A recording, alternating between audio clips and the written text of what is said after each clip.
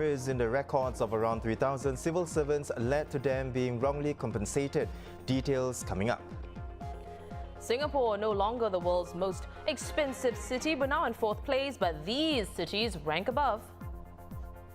And can I get Covid-19 from frozen food and food facilities? We answer if transmission in such a manner is possible. Welcome to The Big Story, coming to you live from the Straits Times newsroom. I'm Olivia Quay. I'm Haryanto Dimana. You can subscribe to the Straits Times channel so you never miss a single episode.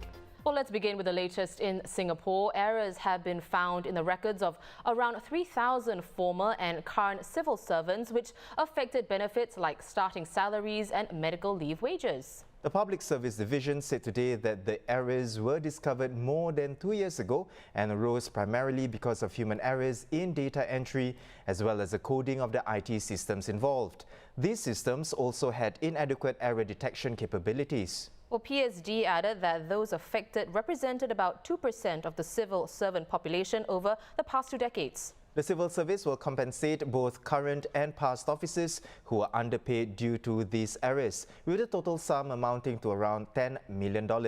But it will not be recovering any excess money given out in error. In other local news, a survey published today showed Singapore has slipped from its joint top spot of the world's costliest cities.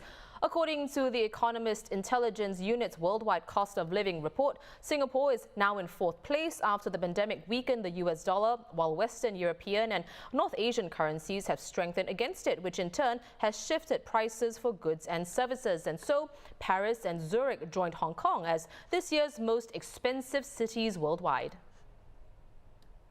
Department store Robinsons owes more than 440 creditors at least $31.7 million.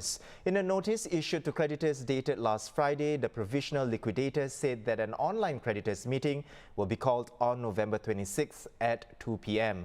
A committee of inspection of not more than 5 members will be appointed during the meeting, and creditors will receive a statement of the company's affairs. Creditors have until 4 p.m. on November 25th to submit their proof of debts or proxy form to the liquidators in order to be eligible to vote at the meeting. There won't be scenes like this when PSLE results are released next Wednesday, November 25th. The Education Ministry said that from 11 a.m. students will collect their results from their classrooms instead of a school hall. They will also receive their Secondary 1 option forms to select secondary schools, which they can do so online until December the 1st. Posting results will be released on December 22nd. Meanwhile, an update on the COVID-19 situation here. 5 new cases were confirmed today, all of whom were imported. They were placed on stay-home notices when they arrived in Singapore. This is the 8th straight day that there are no new cases in the community or from workers' dormitories. More details will be released tonight.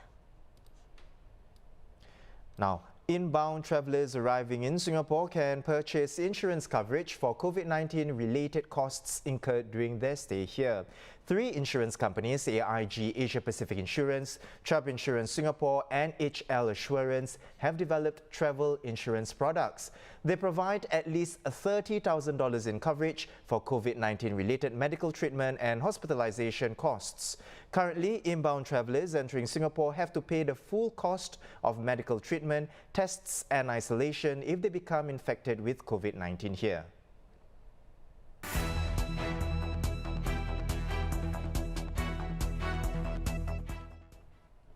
You know, Haryanto, given the work that we do, writing and presenting this show, do you think job sharing is something that's possible for us? I think if we are ready to split the presenting days, so for example, this week I do 3 days and then you do 2, and then next week I do 2 and then you do 3, then I think, yeah, we are ready for that. Something for our bosses to consider as well. Well, talking about this, because the GBS announced yesterday that it will introduce a formal job sharing scheme to support employees who need more flexible work arrangements. Have a look. In the past, many companies have part-time work. So the job is just, limited to the specific job scope for a part-time. But this is a full-time job that you can share with 2 employees. And we are able to do that also learning from, the COVID experience where Team A and Team B, we can hand over to each other very seamlessly. On top of that, also, today's technology make it very easy as well, that you can hand over, the job to the next person that is taking over. According to DBS, under the scheme, 2 employees will share the responsibilities of 1 full-time role. Staff under the scheme will retain all existing medical benefits in full and continue to be covered under the bank's insurance plans. At the same time, the bank will also introduce more part-time work arrangements and give all employees flexibility to work remotely up to 40% of their time at work. Now here to weigh in is the Executive Director of the Singapore Human Resources Institute, Alvin Goh. Hi Alvin. Alvin, first off, what's your view on DBS's voluntary job sharing scheme? What are the benefits and challenges of such a scheme for the employee and company? Right.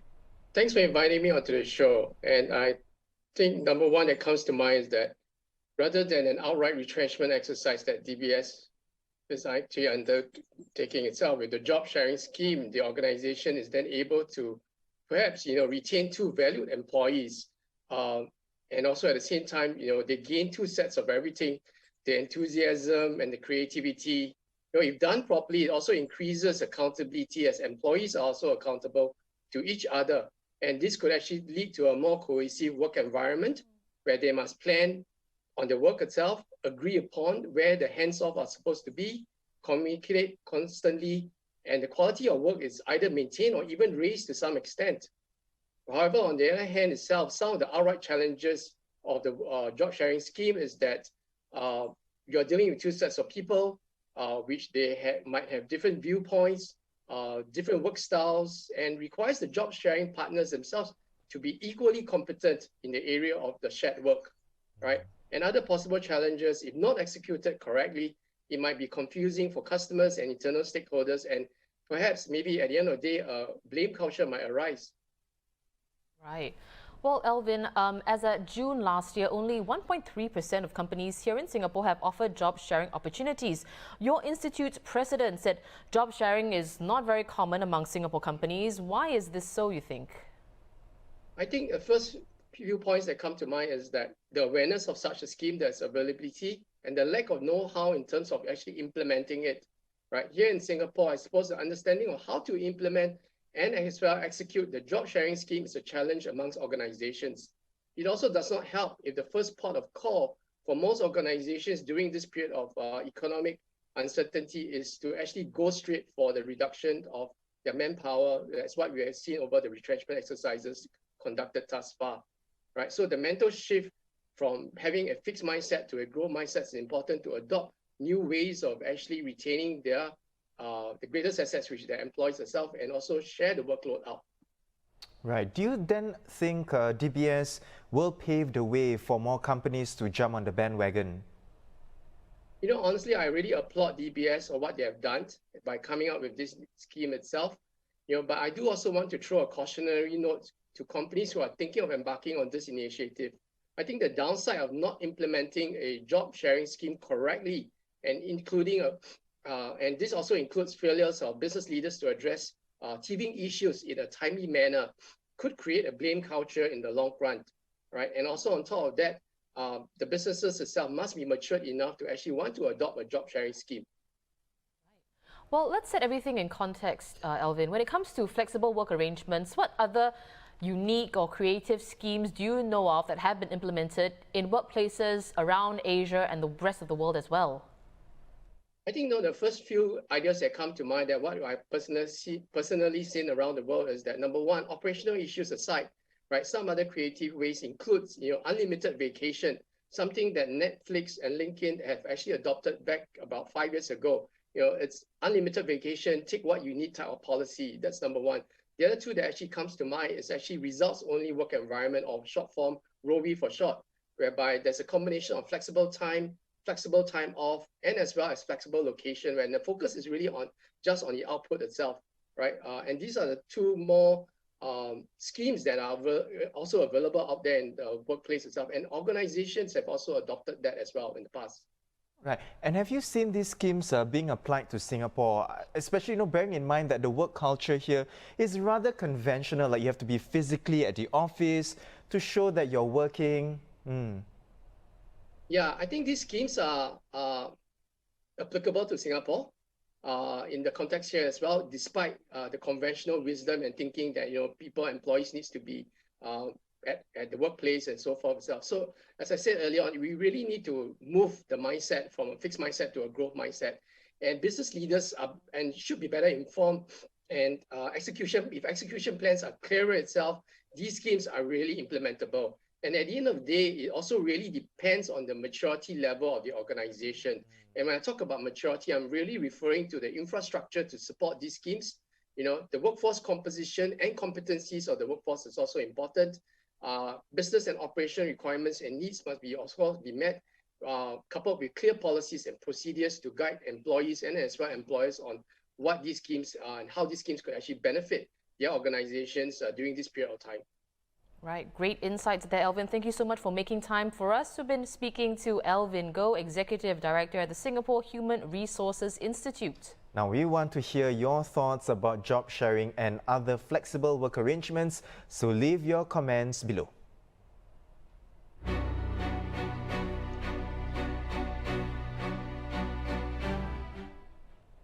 A quick look at the global headlines. The Secretary of the U.S. Navy has called for the Navy to establish a new fleet closer to the intersect of the Indian and Pacific Oceans.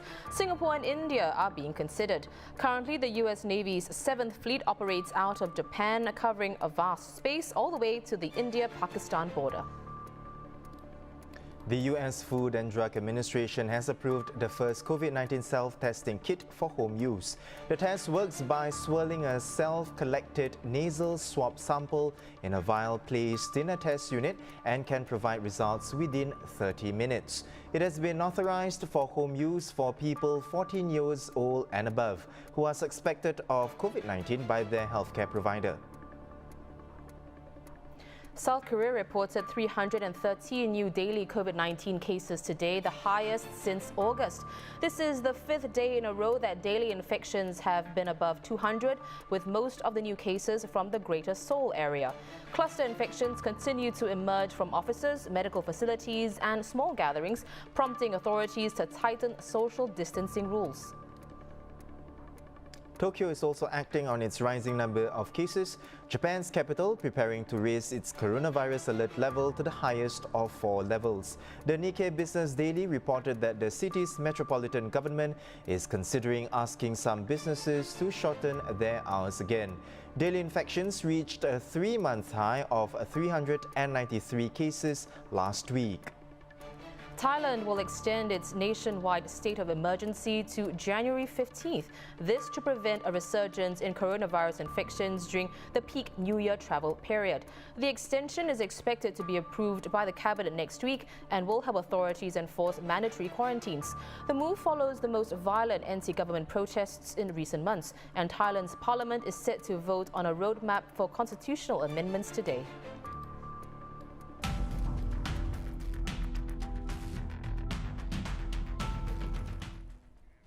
So as countries around the world continue to work on keeping the pandemic under control by managing their local infections and imported cases, there is now the concern over transmission risks through frozen food imports. Well, last week, China said it would ban food imports from companies with coronavirus outbreaks in their production facilities or whose products were found to contain traces of the virus. While the situation is under control domestically, the country has seen sporadic outbreaks, mostly linked to workers dealing with cold chain imported food.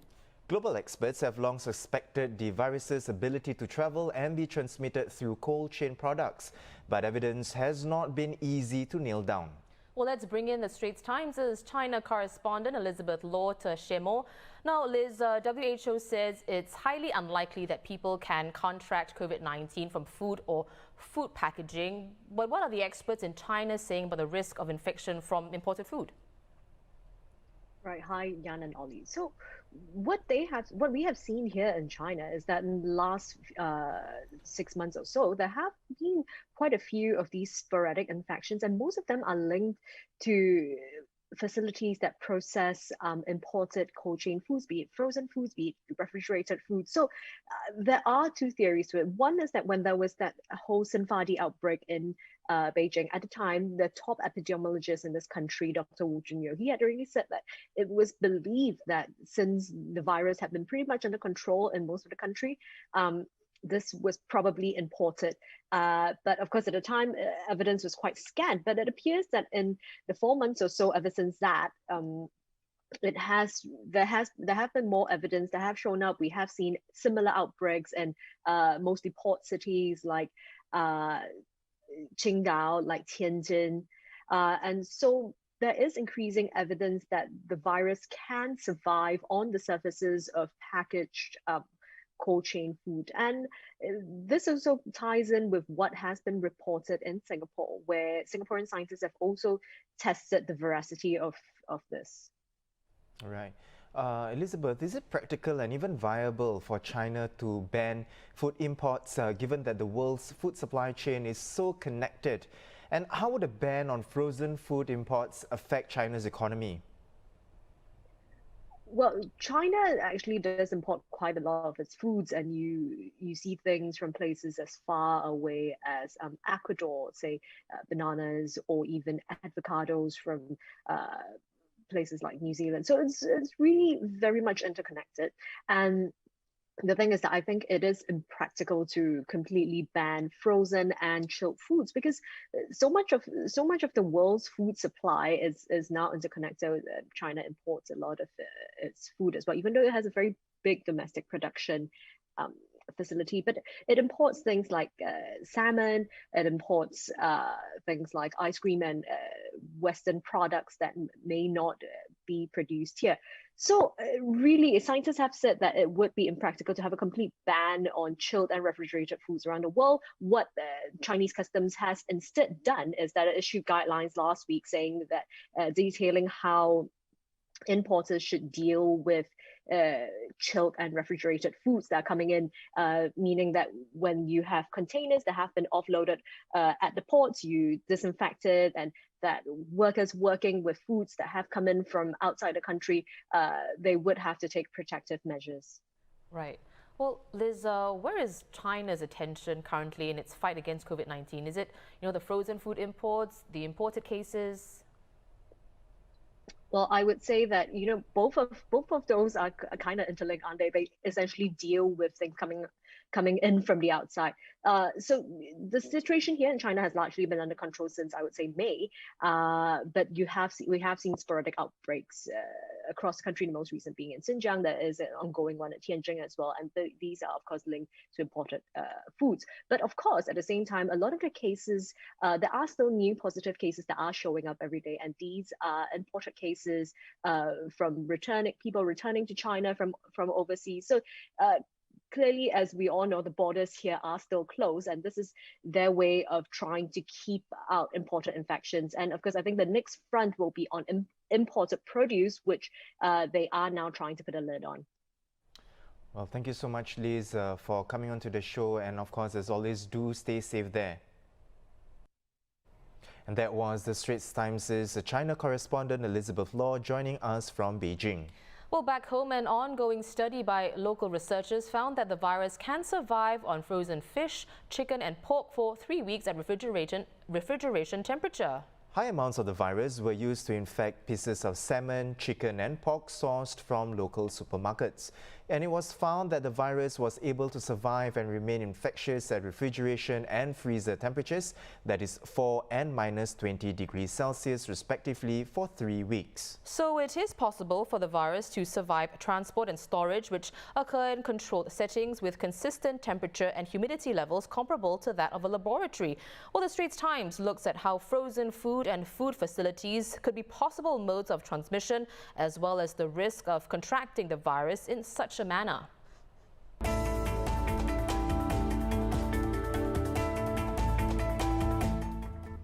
So we answer some questions that you might have. First question, should I be worried about contracting the COVID-19 virus through frozen food and food packaging? Well, the World Health Organization said it's unlikely for people to get COVID-19 from food or food packaging, and that transmission via contaminated food is not a major infection route. Likewise, the Singapore Food Agency said it's not aware of any evidence suggesting that the virus can be transmitted to humans via food or food packaging and equipment. But the agency added that contact with these items is no different from contact with common surfaces like lift buttons and doorknobs. However, the risk of possible transmission through these surfaces remains low. Should Singapore be screening all of its frozen food imports then? No, because the risk of transmission from frozen food is very low. Associate Professor Su Liang at the Sawswee Hock School of Public Health said that at present, the cost of screening all frozen goods is high relative to the potential benefit. Other routes of transmission are also more likely and present a higher risk. He said as well that Singapore should consider screening if it's ultimately aiming for zero COVID-19 cases, and also after it has accounted for and controlled all other common routes of virus transmission and importation. And lastly, what are the implications of the virus persisting on the packaging of these frozen goods? And should people be wary of frozen food imports? Professor Dil Fisher, senior consultant at the National University Hospital, said that there is circumstantial evidence showing that food handlers may become infected from imported virus on fresh or frozen food. But by the time packaged food gets to consumers, there is almost no chance that the virus would still be on the packaging. Even if it were, there would have to be an adequate infective dose to be a route of transmission. And on that note, the WHO has also said there is no evidence that people can catch COVID-19 from cooked food, as the virus can be killed at temperatures similar to other known viruses and bacteria. Well, thank you so much for sending in your questions. For more news and videos, visit straitstimes.com and subscribe to our YouTube channel by hitting the red button below. Once again, I'm Haryanto Diman with Olivia Quay. Join us tomorrow for more stories on The Big Story.